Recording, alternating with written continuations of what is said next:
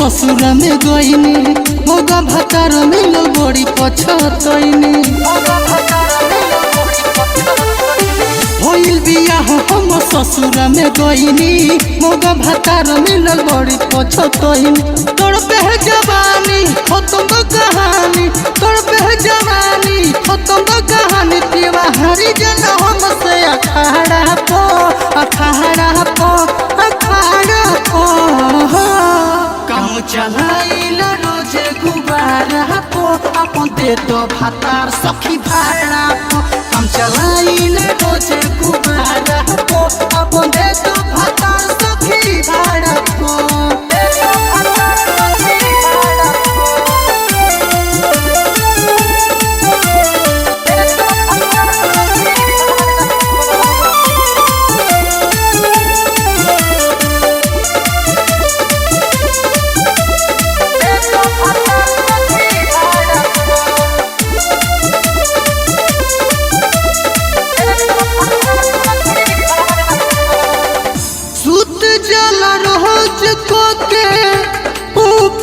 झापर नोखे सधावत मोर जवानिया के काकर।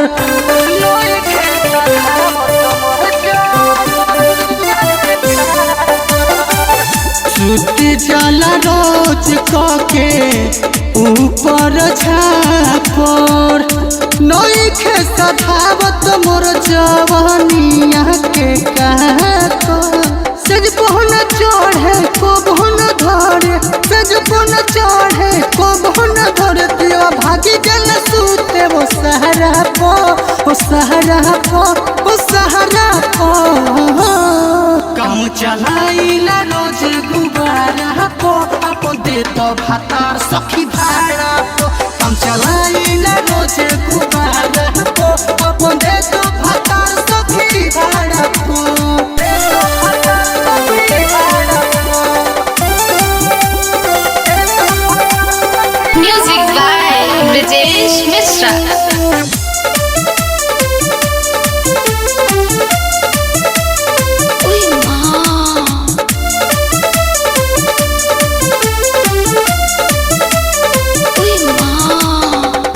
राजनो देहाती के आवे बड़ी याद हो सोहिया जी के चीज सखी बहवे बर्बाद हो। सोहिया जी के चीज सखी बहवे बर्बाद हो।